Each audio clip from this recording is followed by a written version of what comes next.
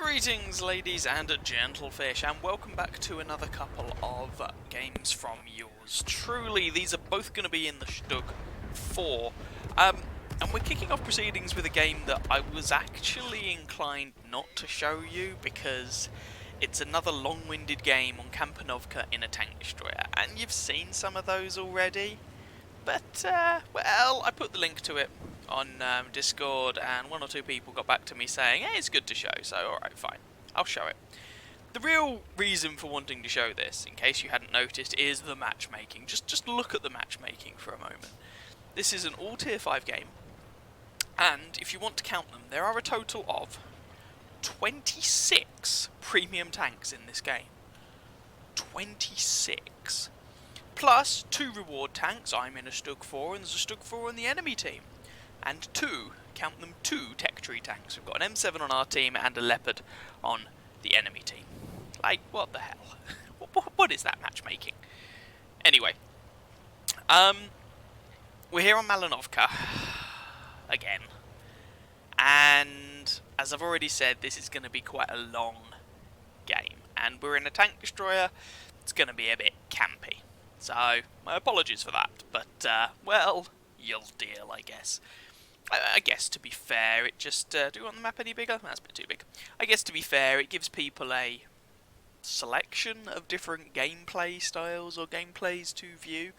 And whilst it's nice to watch light tanks buzzing around and heavy tanks duking it out and medium tanks doing their thing, I think there's also space for tank destroyers being, well, traditional, campy tank destroyers, I suppose.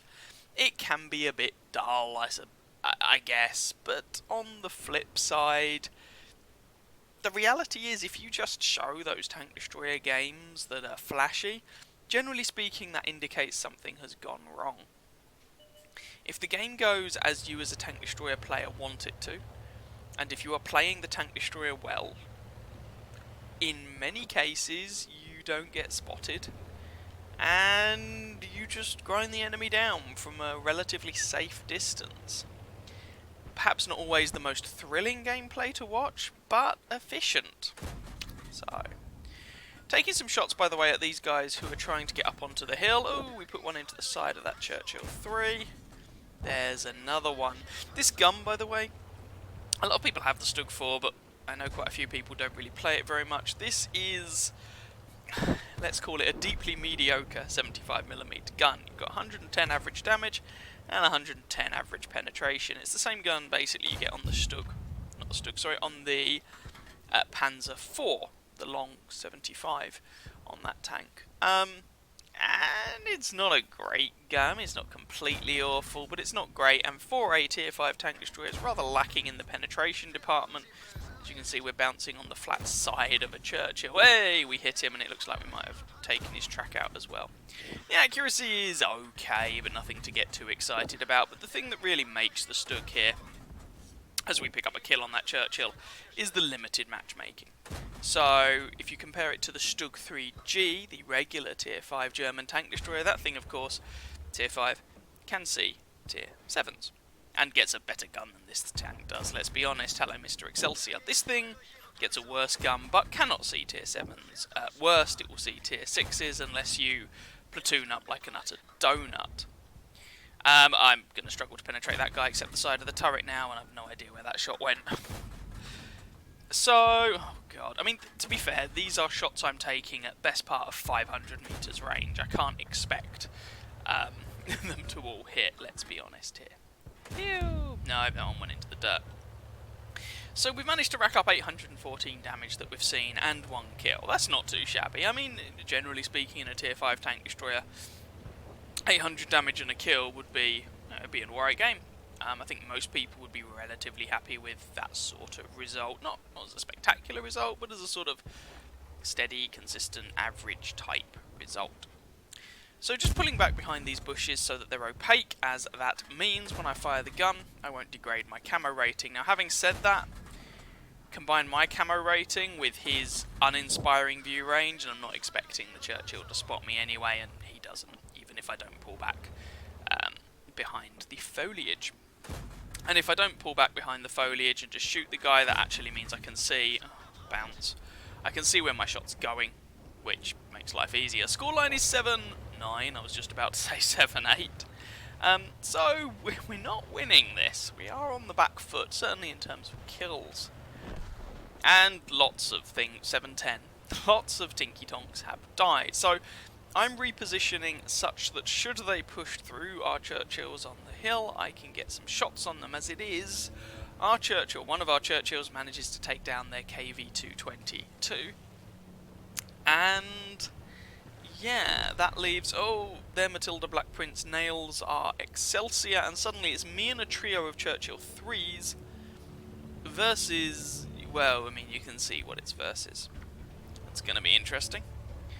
Alright, so Excelsior is fancying his luck, and nah, I'm not able to do anything, but he dies anyway. So, figuring that the Churchill and Matilda Black Prince have now been spotted out in the middle of the field, I should probably go and back up this Churchill 3, who is on the field on our side, because otherwise he's going to get worked over by 2 tanks versus his 1, and that's just not particularly good odds.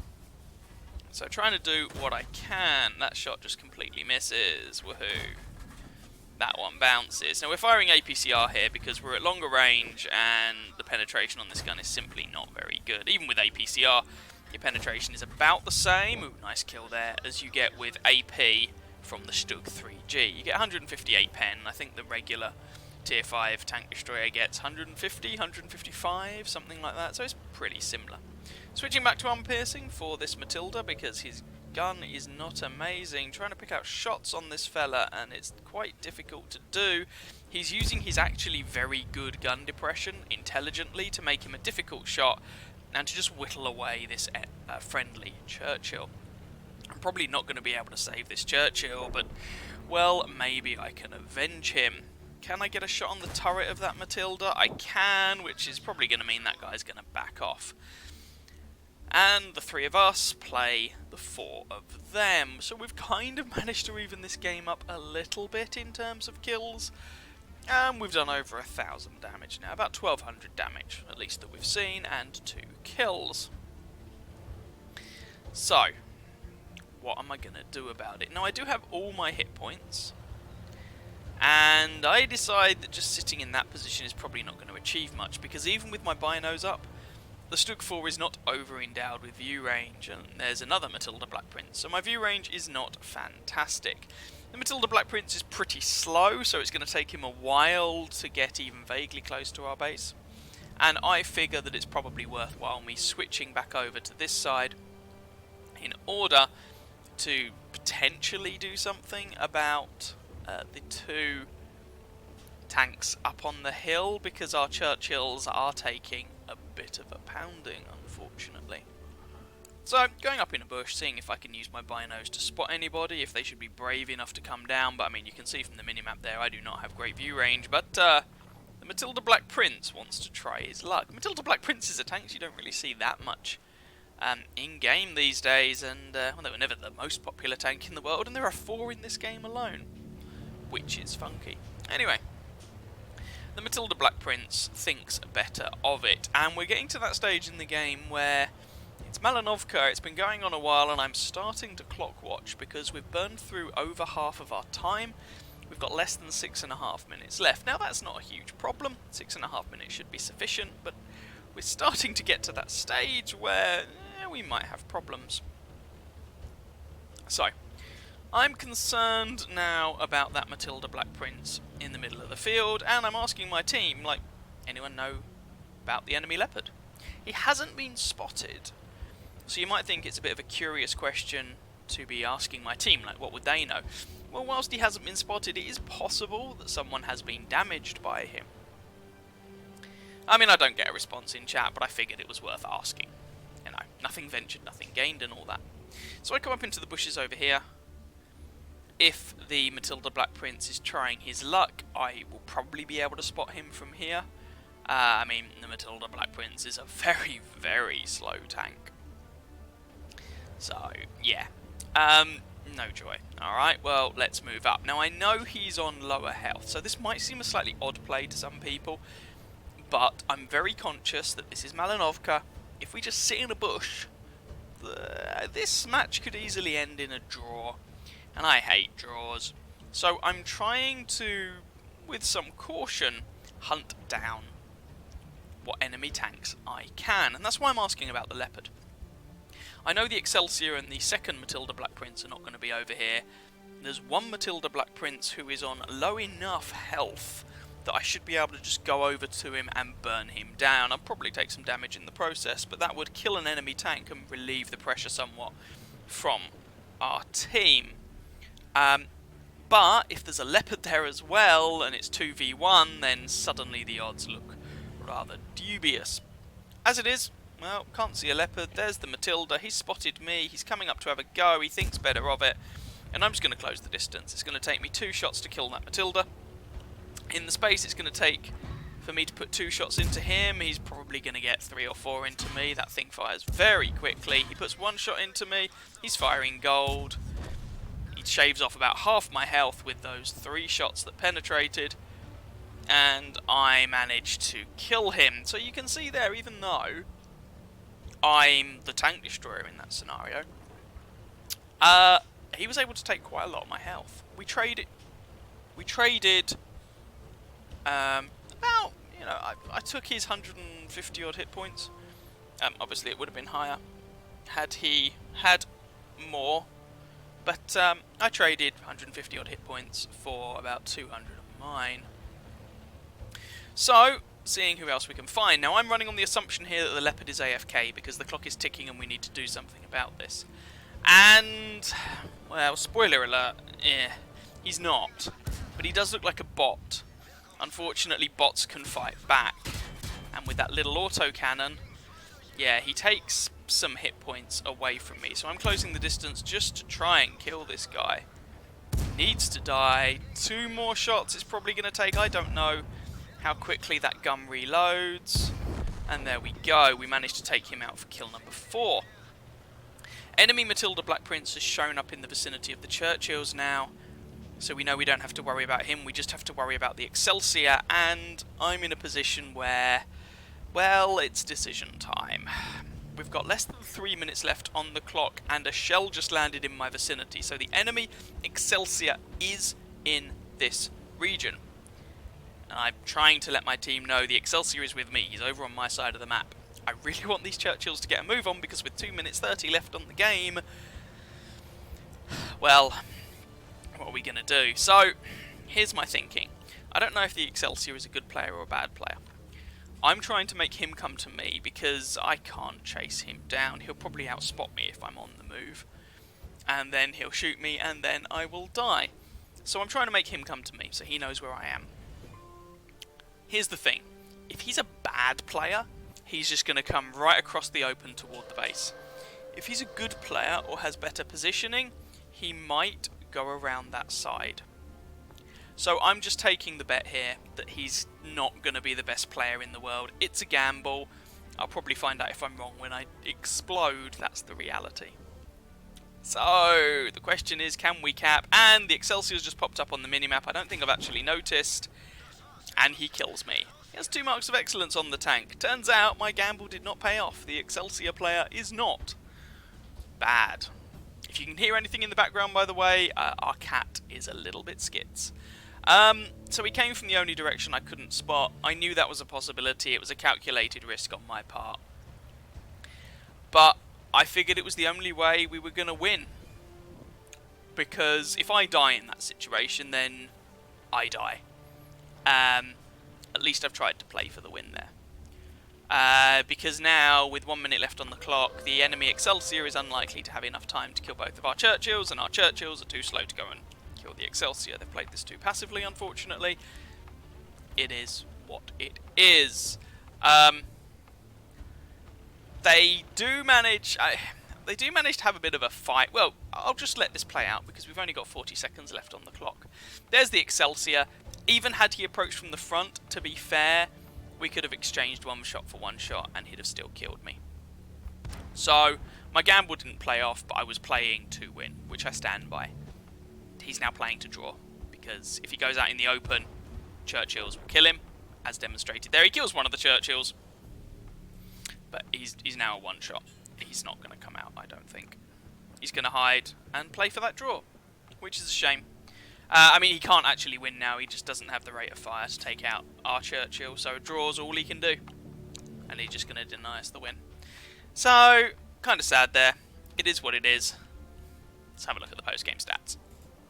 So, unfortunately, there we go. It was a draw. Second class mastery, even without any heroic resistance. Bruiser, fighter, duelist, fire for effect. Just a frustrating game. Came second on our team by damage or XP, whichever way you want to order it. 2,037 damage, 4 kills, 607 base experience. Shout out to one of the other Churchills on our team, 2,378 damage and 3 kills for him. And shout out to a couple of the enemy Excelsiors, Annie Celestine, 2,603 damage and 4 kills, and Makia, right at the end there, for managing to hold out when outnumbered. Just a frustrating game there.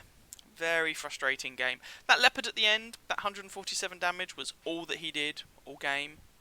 He drove 0.26 kilometers, which implies to me he only started driving when I turned up, because he was moving as I arrived. He travelled such a short distance, though, that probably was moving when I turned up. I suspect this is a bot, but I could be wrong. Just a frustrating one. 43 shots fired, 28 hits, 21 pens for that damage count, most of which was from longer range. 13 hits received, bearing in mind an autocannon was involved. 9 pen forwarded, 165 blocked by our armour. 1 enemy tank spotted, 7 damaged, 4 destroyed. 3.4 kilometers travelled, and we had to fire a little bit of APCR. We still made a modest profit. Oh, let's try this again and see if we can get a better result. So, take 2 then, and must admit, seeing this map filled me with rather mixed thoughts. On the one hand, I have no problem with Corellia. I'm absolutely fine with Corellia. Oh, this is Corellia, right? Yeah. On the other hand, we had a good game in Corellia in the T14, and I showcased that a little while ago. But if you remember, it was quite a painful loss in the end. So, there's that. Matchmaking is good. Tier 5s don't see Tier 3s anymore, so this is basically the best matchmaking you're going to get, so that is nice. Yeah, we're just going to see how this goes. Having a look at the minimap, our team, let's say, have decided that a focused push down one side of the map is a good idea. That sounds better than a lemming train, right? Well, okay, I'm not going to go over to the other flank pretty much on my own and try and defend it. I'm just going to try and see if we can help this flank push. They've encountered a T25 TP and an M4A1. That guy might have the derp and might be a bit of a problem. Let's see what we can do about him. So I'm going to take up position in a kind of obvious TD snipey spot, but I generally find that down here at Tier 5, people don't tend to blind fire this position in the same way that they may do at higher tiers. So there's that. M4A1 has managed to get himself kind of safe, unfortunately. There's a T28 as well. Hopefully we can deal with these guys. And we just lost our looks. And the enemy team are Swarmer succouring our KV1 on the other flank. But, to be fair, he has a Stug in support of him who just nails a cruiser who's trying to kill him. You know, we've killed a couple of... Okay, we've killed a lower tier tank and they've killed 2 of ours. So, I'm not going to say this has gotten off to a good start, but at least we killed a couple of things. Oh, we've taken out a 25 TP. Okay, that's looking alright. So, given the way the map's going, I decide to redeploy. Because, well, the enemy have just gone for our KV1, and they've paid for it. They lost a Lux and a Cruiser in the process. But that means they've still got stuff over there, and we did lose our KV1. Scoreline is 3-4, so I'm deciding to see if I can hotfoot it over to the other flank to help out. As it is, the way the enemy team is actually playing this, it looks like only the Panzer IIIJ is advancing. KV1, well, he was a little way back, IKV in the background, so it's possible I'm only actually going to have the Panzer to shoot at, and I'm pretty sure a Stug 3B from distance And a couple of artillery pieces should be able to deal with a Panzer IIIJ.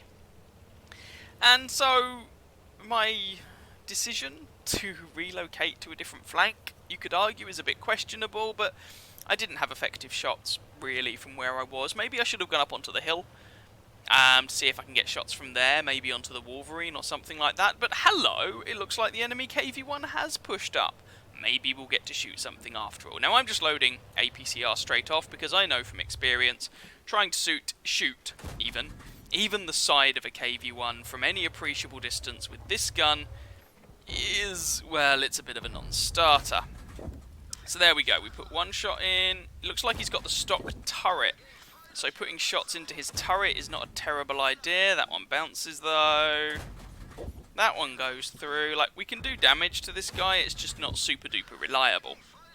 But he's getting closer, so there's that. And realistically, he's about the only guy on the enemy team I need APCR for. So I'm not going to worry about firing a few rounds now in order to try and make this work, but that's just not going to happen. Looks like artillery lands a nice hit there, and our Stug 3B has dropped down to deal with him. 223 damage. I assume that guy is using the big gun. So, okay, that's the KV-1 dealt with, and we actually, you know, we were useful. Cool. So switched back to armor piercing and trying to see if we can get shots on that Wolverine, but he's behind a rock, and our Panzer IV-H deals with him anyway. So the scoreline 6-4, this is looking pretty good. IKV-103 over on this flank. What I'm worried about is on the flank I went to originally, down in the Valley of Death. We've got some tanks who are kind of pushing into the enemy. The problem with that is that they're not going to be in a position to receive artillery support. The enemy tanks are going to be in a position to receive artillery support. And, well, can you tell how that Fandango's going to go? Yeah. If they keep pushing round, and I don't think they're going to be able to, but even if they do, there goes another one. They're probably going to open themselves up to tank destroyer fire. Someone on our team's asking, where are they? Well, they're camping, obviously. What were you expecting? This is a low-tier game. So, anyway, the push hasn't really worked through the valley. No great surprise. Generally speaking, just a blind push through the valley doesn't work. What you try and do is take the hill, sort of G7, from the valley, and you can get yourself into some hull down positions to harass the enemy, but you have to be very careful pushing round through there because, well, generally speaking, you expose yourself to artillery and tank destroyer fire. So we're coming back over to this side of the map to try and help out our VK3001H, because if he dies, this game is looking a little bit dubious, and, ooh, there's the M4A1 and the T28 and whatnot all from earlier on, and we're going to try and get some shots on them. T28, oh, I thought he was going to keep reversing, but alas, he does not. If he backs off a little bit, though, I can shoot. Ooh, M4, M4, M4. That should be a decent shot. That's a penetrate. Nice, nice, nice. One there on the T28. Nice, nice, nice. Can we finish the T28 off? That would be really nice. Take the blind shot, and we're rewarded with a kill. Slim shot on the M4. No, that doesn't hit. This M4 is going to pose a problem. Which is going to bite us in the backside later on in the game. Spoiler alert. So, yeah. And I'm trying to tell the VK, like, I've got your back. I'm trying to cover you here. And hopefully, between us, we can do something about these guys. Now, we bounce on the T-34. That's costly, unfortunately. But with this gun at longer range, that's the sort of thing you can expect, and I'm not sufficiently free-minded with my money to just spam APCR with every single shot. So, yeah, 110 pen with the AP on this gun. There are plenty of times when that's frustratingly not quite enough. So, I'm pushing round to try and help my VK friend here and to give him some more immediate support, because if I stay where I am, all that's going to happen is they're going to or he's going to try and trade with them round the corner. I'm not going to be able to help him and he's going to die. Using this bush as cover, T-34 should be able to have shots, and I miss. Bother. So, Surprise! German tank destroyer flanking around, and he spots me, which is really awkward. Because now, unfortunately, it means that I can get shot up and artilleried and whole bunches of bad stuff. So, well done to that PZSFL. He really caught me out here. I was not expecting to have him on the flank, and suddenly that means I'm not in position to shoot the T-34 when he does actually pop out to shoot RVK, and that Panzer Souffle 1C's play actually has worked out really well for them. Trying to go back into my position here as I don't think I'm spotted any longer, and T-34, pew, and we bounce again. Yeah, this gun. There we go, that one pens, and I get spotted, I take the shot blind, but no dice. So there's still a Sherman and a T-34 round there that we know of. There's a Panzer off to our right-hand side, who may well still be there. The Sherman is still there because he killed the VK. I take a bit of splash damage from a Birch gun, and I have to relocate, and that Panzer turns up again, which is unfortunate. We trade shots. He has an autoloader. It's not a particularly good autoloader, but he does have an autoloader. And I'm able to sneak the killing shot in before he can back off. All the same, I really need to relocate now, and suddenly our 82 finds themselves in a bit of a duel with the enemy Sherman. Now, could really do with the Sherman dying. The scoreline is 9-10. I decide to go back into the bush. T-34, dead. Sherman. I'm spotted, misses. Okay. Well, we got the T-34, alright, so that's not too shabby. Unfortunately, the Sherman is probably the bigger threat, but I went for the T-34 because, frankly, it was the easier target. And now we have a rather cheeky Cheehy. One might call him a cheeky, or a cheek, I don't know. Anyway, looks like he's trying to come round the flank. We've got an AMX-40, so you'd think this wouldn't be a problem, but that AMX-40 has been sitting up by base a disconcerting amount of the game, so I don't have a huge amount of faith in this guy, and I generally find, especially at lower tiers, the moment you put too much faith in your allies is the moment it all goes horrendously wrong. So, there's also a T-28 pushing into our base. Cheehy is, with any luck, about to soon regret his life decisions. And there we go, he becomes my 4th kill, but we lose a Panzer IIIJ in the process. And alas, that leaves the scorelines tied with less than 5 minutes on the clock. This is going to be another tight one. I'm studiously avoiding making a joke at that point. Anyway, we'd really like to be able to deal with this T-28. He needs to die. We need to deal with the Sherman, we need to deal with the IKV, and we need to deal with the artillery at the end of the day, and we've got 4 minutes left in which to do it. We have a full health. Yeah, to all intents and purposes, full health 82 in the valley, but he's moving back this way, and I get the logic there, but with 4 minutes left on the clock, I'm not sure it's a good idea.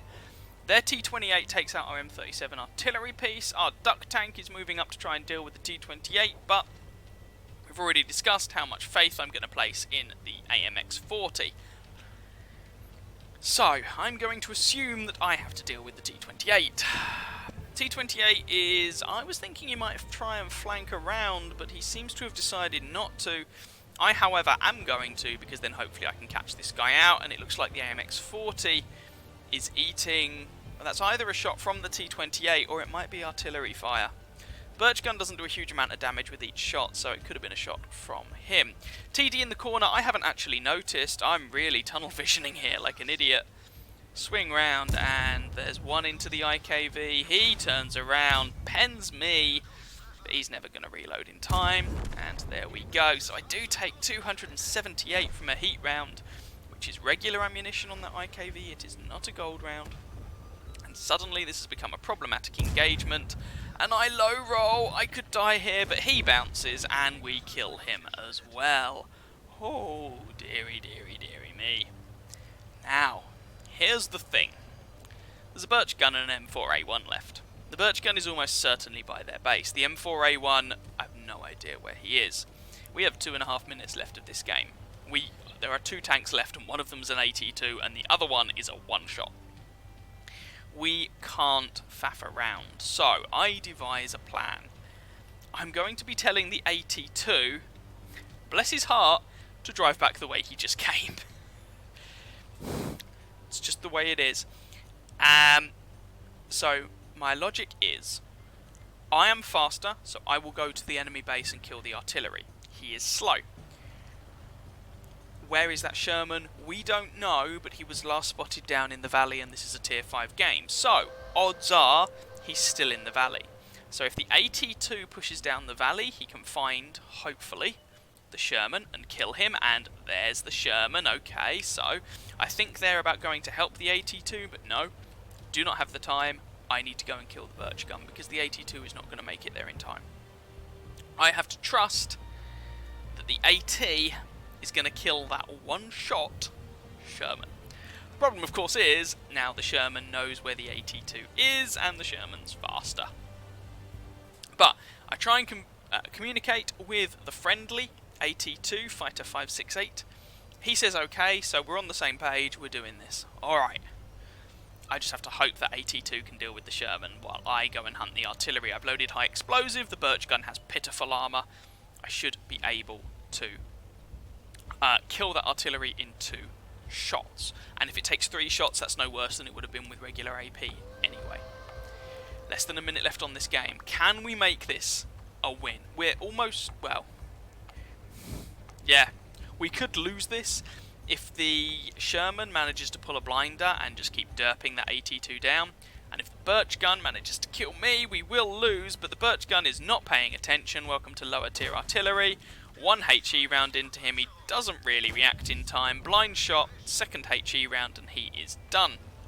I'm going to keep pushing round, because that Sherman is still alive, the AT2 is really struggling to chase him down, and I really, maybe I can get a shot into his bum with 20 seconds left on this game. Please don't let this be another draw, please. Right, taking the fastest route that I can, barreling down, but I'm just not going to have a shot on this Sherman. The AT2's got 10 seconds in which to kill the guy. 5 seconds.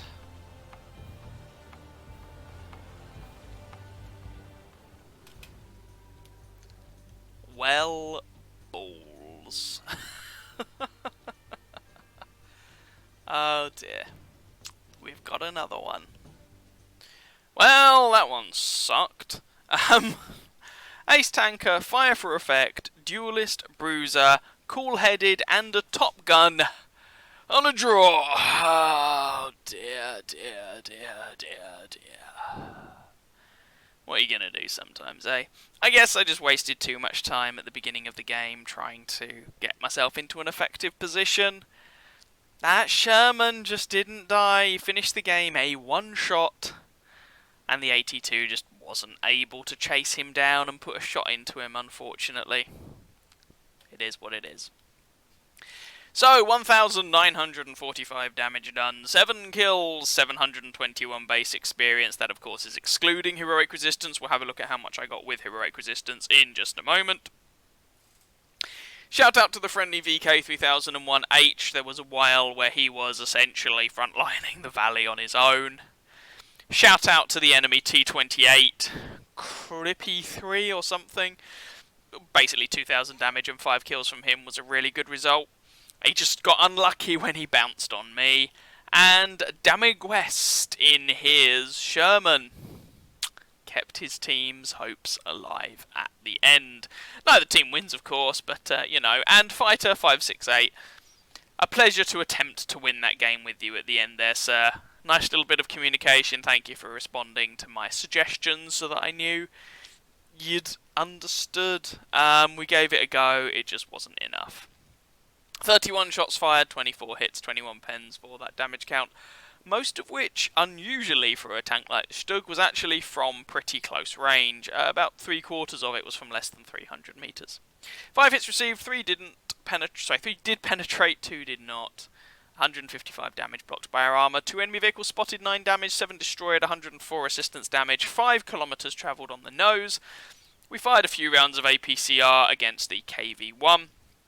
So our ammunition resupply costs were about 20,000 credits. We still made a profit at the end. And in terms of XP, 721 base experience, plus 428 for heroic resistance. meaning that you're effectively looking at around, I can do quick maths, I promise, somewhere in the order of 1,150 base XP there for that ace. Well, there we go. There was a couple of games there for you in the Stug IV. We couldn't get a win in the end, which is kind of frustrating. But still, some decent games there. You know, you win some, you lose some. Apparently you draw too many. And you just give it a go and see what happens. These games were played toward the beginning of the year. The first one was actually on New Year's Day itself, and this one I think was about a week and a half later. So this was how, at least in-game, I kind of saw in the new year. Go figure. Anyway, that all being said, I hope you guys at least enjoyed those replays. If you did, by all means feel free to catch some of my other videos. You can of course subscribe to my channel. You can check out Discord and Patreon, links in the video description, and as ever, I wish you guys very happy hunting on that battlefield. Ciao ciao.